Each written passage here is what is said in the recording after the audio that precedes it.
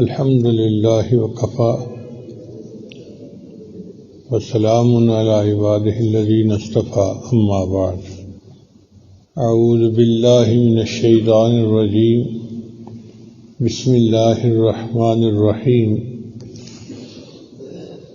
إن الله مع الصابرين وقال الله تعالى في مقام آخر انما يوفى الصابرون اجرهم بغیر حساب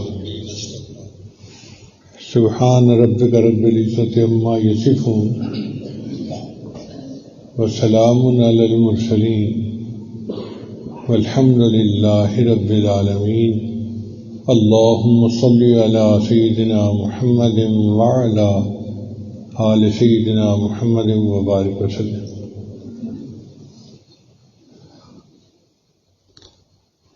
اس دنیا میں حالات بدلتے ہیں، کبھی اچھے کبھی برے، کبھی صحت کبھی بیماری،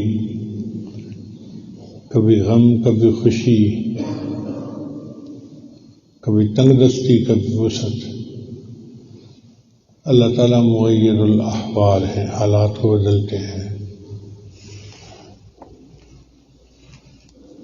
اب یہاں سوال پیدا ہوتا ہے کہ اللہ تعالیٰ تو ہر چیز پر قادر ہے، وہ اپنے بندوں کو پریشانیوں میں کیوں مبتلا کرتے ہیں؟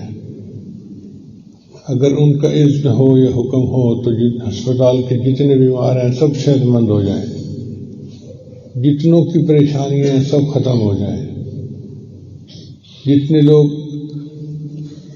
میاں بیوی ایک دوسرے کے ساتھ الجھتے ہیں وہ اتفاق سے رہنے لگ جائیں، تو سارے حالات اللہ کے حکم سے ٹھیک ہو سکتے ہیں۔ اور اللہ تعالیٰ ساری دنیا کی ماؤں سے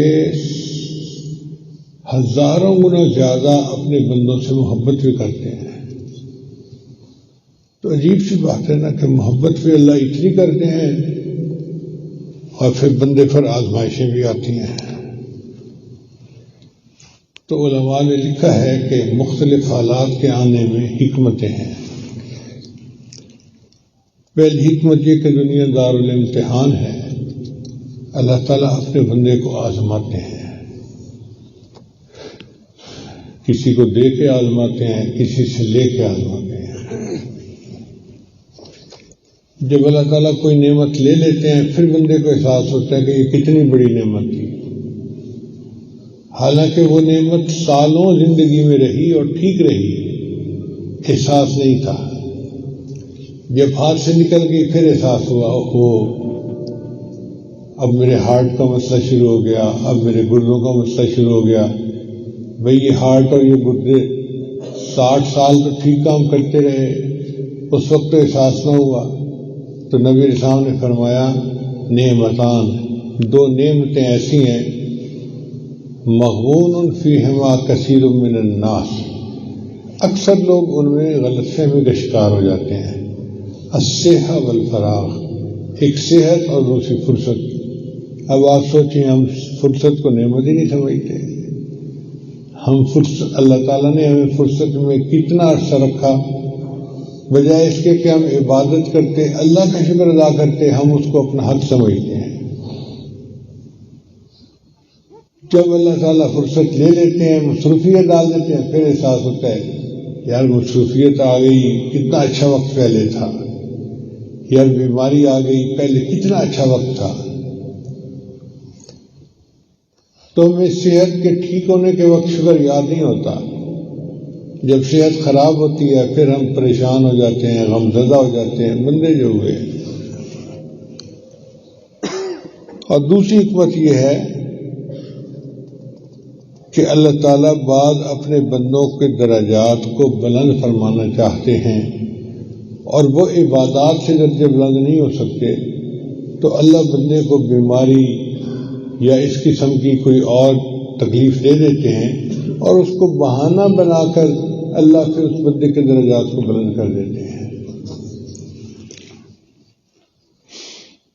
حدیث پاک میں آتا ہے اذا احب اللہ عبدا ابتلاہ، جب اللہ تعالیٰ کسی بندے کو محبت کرتے ہیں تو اسے آزماتے ہیں۔ فإن صبر اجتباہ، اگر وہ صبر کر لیتا ہے اس کے اوپر تو اللہ اس کو پسند کر لیتے ہیں. وإن رضی اصطفاہ، اور اگر وہ اس پہ راضی ہو جاتا ہے تو وہ خوش ہو جاتے ہیں، اللہ اس سے خوش ہو جاتے ہیں. تو نبی علیہ السلام مجتبی بھی تھے، مصطفیٰ بھی تھے. ایک ہے تکلیف پہ صبر کرنا، یہ چھوٹا درجہ ہے. ایک ہے راضی ہونا، الٹا خوش ہونا کہ اللہ تجھے میرا کون سا عمل پسند آ گیا کہ تو نے مجھے فاقہ بھیجا، تجھے مجھ پر کیا رحمت جو ہے نا آ گئی کہ تو نے مجھے بیمار کر دیا. تو بیماری بھی اللہ کی نعمت ہے اور صحت بھی اللہ کی نعمت ہے. ہاں یہ ہے کہ ہم کمزور ہیں، کمزوری کی وجہ سے بیماری کا تحمل نہیں کر سکتے، اس لیے ہم اپنی کمزوری کی وجہ سے اللہ سے صحت مانگتے ہیں. اور تیسری حکمت اس میں یہ ہے کہ اللہ تعالیٰ بندے کے گناہوں کو معاف کرنا چاہتے ہیں. تو جس طرح میلے کپڑے کو دھو دیا جاتا ہے، اللہ بندے کو موت سے پہلے لمبی بیماری دے کے اس کو دھو دیتے ہیں. کسی کو کینسر کی بیماری، کسی کو گردوں کی بیماری، کسی کو ہارٹ کی بیماری، لمبی بیماریاں ہوتی ہیں. وہ اصل میں اللہ تعالیٰ اپنے بندے کو دھو رہے ہوتے ہیں کہ میرا بندہ روحانی طور پہ غسل کر کے پاک صاف ہو کے میرے پاس آ جائے. جیسے ماں بچے کو دھوتی ہے تو بچہ روتا تو ہے نا، مگر وہ دھونے کا مطلب اس کو تکلیف دینا نہیں ہوتا، بلکہ اس دھونے کا مقصد بچے کے ساتھ محبت ہوتی ہے.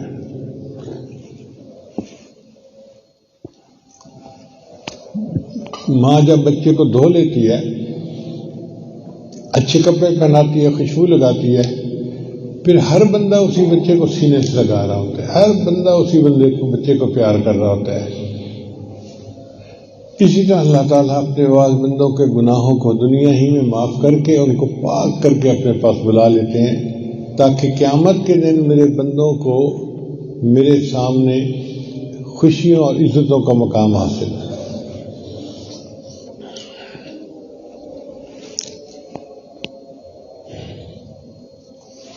حدیث مبارکہ میں آتا ہے کہ جب ایک کانٹا چبھ جاتا ہے کسی بندے کو، اللہ اس پر بھی اس کا ایک گناہ معاف کر دیتے ہیں اور ایک نیکی عطا فرما دیتے ہیں. اگر ایک کانٹا چبھنے پر اللہ بندے کے گناہوں کو معاف کر دیتے ہیں تو جو ہسپتالوں میں بیمار لوگ ہیں ان کے گناہ کتنے معاف ہوتے ہوں گے. اللہ اکبر کبیرہ. ہم ان حکمتوں کو نہیں سمجھتے، اللہ تعالیٰ ہی بہتر جانتے ہیں. پھر یہ کہ دنیا کی تکلیف تو تھوڑی سی ہے، ختم ہو جائے گی، اس کے بدلے آخرت کی درجے مل جائیں تو کیا نعمت چاہیے. حدیث مبارکہ میں ایک صحابی نے کہا کہ میں تجھے بتاؤں کہ جنتی عورت کون ہے؟ کہ بتاؤ. ان کا وہ جو حبشن عورت جا رہی ہے نا، کالی افریقن عورت، وہ جنتی ہے. ان کا وہ کیسے؟ ان کا اس لیے کہ اس عورت کو مرگی کا دورہ پڑتا تھا. یہ نبی علیہ السلام کے پاس حاضر ہوئی، اے اللہ کے حبیب صلی اللہ علیہ وسلم، میں عورت سعد ہوں، مجھے مرگی کا دورہ پڑتا ہے اور میں گر پڑتی ہوں جہاں بھی ہوتی ہوں، کیونکہ جس بندے کو مرگی ہوتی ہے وہ تو کنٹرول سے باہر ہو جاتا ہے نا. تو کبھی میں راستے میں گرتی ہوں، کبھی گھر میں، کبھی ادھر کبھی ادھر، تو میں تکلیف میں ہوں، تو آپ میرے لیے دعا کر دیجیے. اب آسان طریقہ تھا کہ نبی السلام اس کے لیے دعا کر دیتے، اے اللہ اس کو ٹھیک کر دے. نبی السلام نے فرمایا اچھا یہ بتاؤ کہ کیا تم یہ چاہتی ہو کہ میں تمہارے لیے بیماری کے ٹھیک ہونے کی دعا کروں، یا اگر تم اس بیماری پر صبر کر لو تو میں تمہارے ساتھ جنت کے وسط میں گھر ملنے کا وعدہ کرتا ہوں. وہ عورت سمجھدار تھی، کہنے لگی اے اللہ کے وسلم، دنیا کی تکلیف تو میں برداشت کر لوں گی، آپ دعا کیجئے کہ اللہ مجھے جنت کے وسط میں گھر عطا فرما دے. چنانچہ نبی علیہ السلام نے اس عورت کے لیے دعا کر دی. اب وہ عورت جب جانے لگی تو اس نے کہا اے اللہ کے وسلم، میں بیماری تو برداشت کر لوں گی، عورت ہوں نا، تہبند باندھتی ہوں، جب گرتی ہوں تو میری ٹانگیں رانے جو ہیں بے پردہ ہو جاتی ہیں، تو مجھے بہت اس پہ جو ہے شرمندگی ہوتی ہے. آپ یہ دعا کیجئے کہ مرگی کا دورہ اگر پڑے تو ایسا ہو کہ میری بے پردگی نہ ہو. تو نبی صاحب نے اس کے لیے دعا کر دی.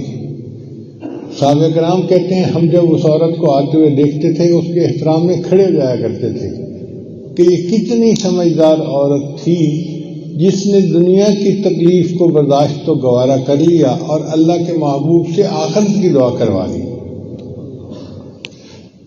تو بھئی دنیا کی تکلیف اگر مل جائے لیکن آخرت سنور جائے تو اللہ کی یہ بھی رحمت ہے، یہ بھی اللہ تعالیٰ کی مہربانی ہے۔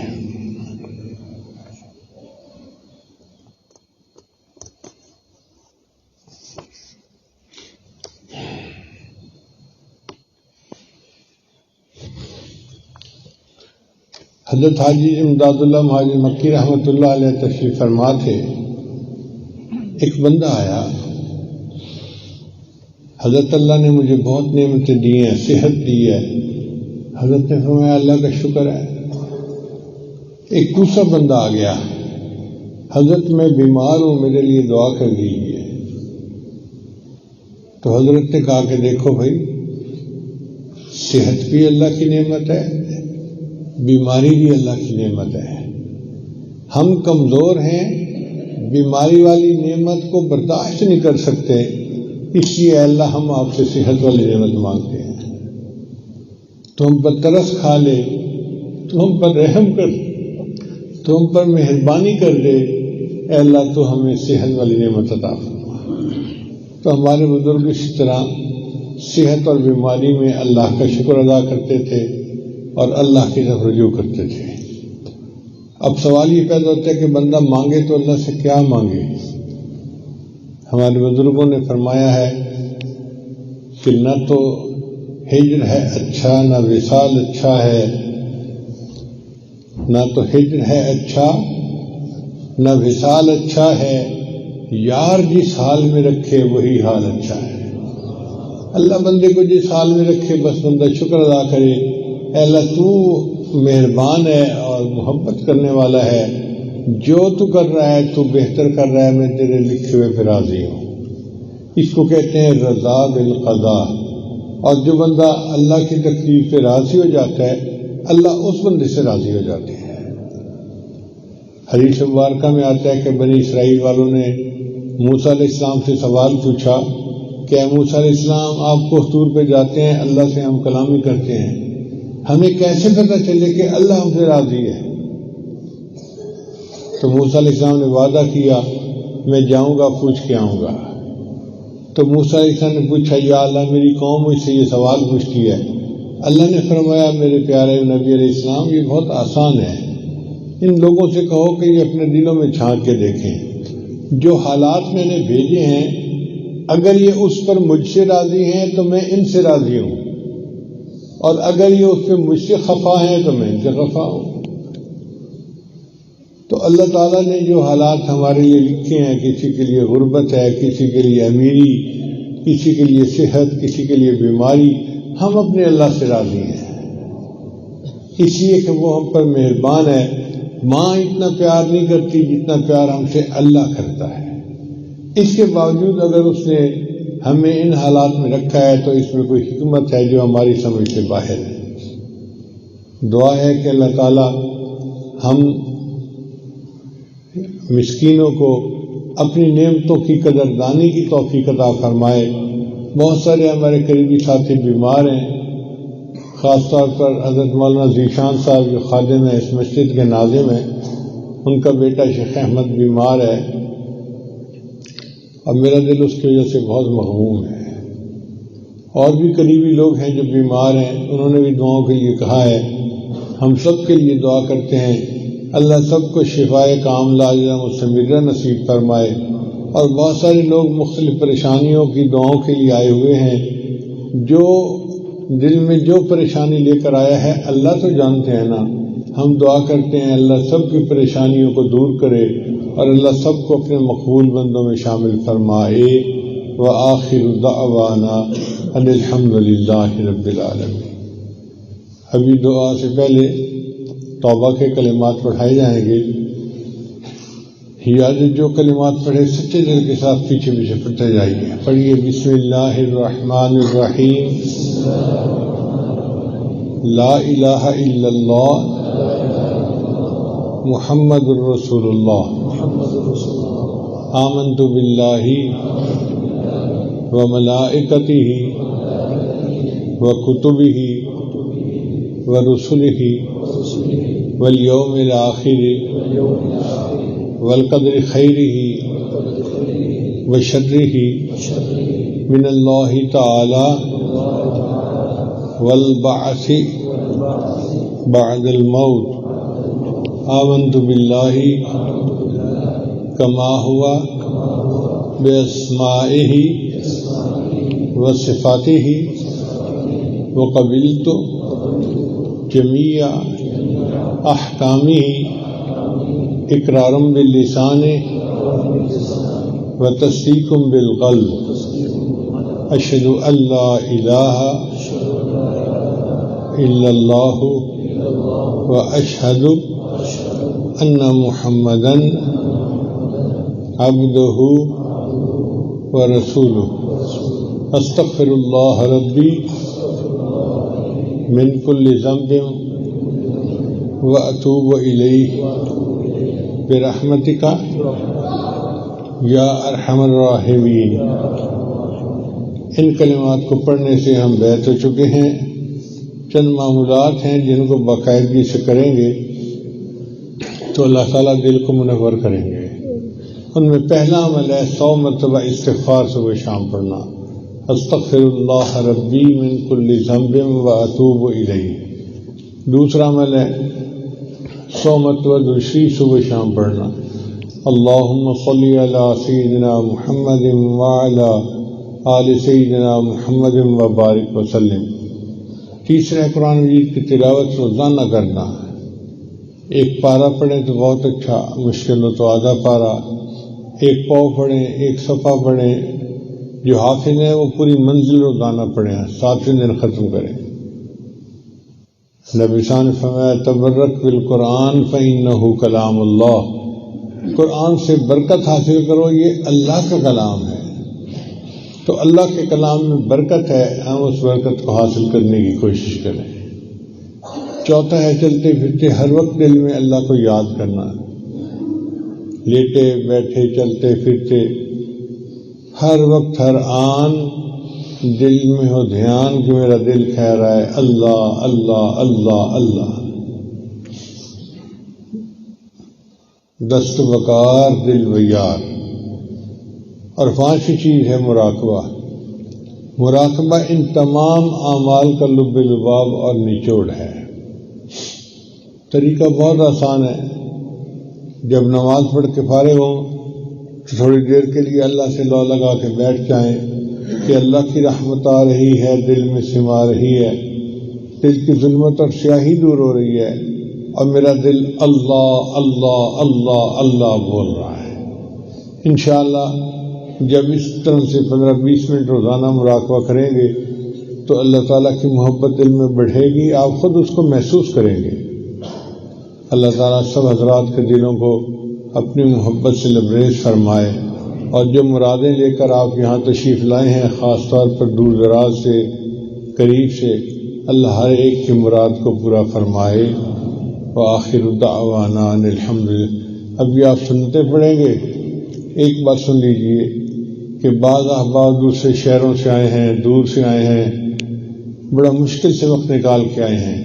اب دل تو چاہتا ہے کہ میں ہر ایک کو ملوں، ان کے ساتھ بیٹھوں، ان سے بات چیت پوچھوں، حال احوال پوچھوں، مگر صحت اجازت نہیں دیتی۔ اور صحت سے زیادہ یہ جو ڈاکٹر میرے ارد گرد ہیں نا، یہ بہت جلاد قسم کے ڈاکٹر ہیں، ذرا ذرا سی بات پہ حضرت یہ نہیں کرنا، یہ نہیں کرنا، یہ نہیں کرنا، یہ نہیں کرنا۔ تو ان مجبوریوں کی وجہ سے پھر میں ٹائم ہر ایک کو نہیں دے پاتا۔ آپ میری معذرت کو قبول فرمائیں، اور میں یہیں پہ سب کو السلام علیکم کہہ لوں گا۔ جو ملاقات ہو سکی میں کروں گا، جو نہ کر سکا سمجھ لیں اللہ پھر ملاقات کا موقع عطا فرما دیں۔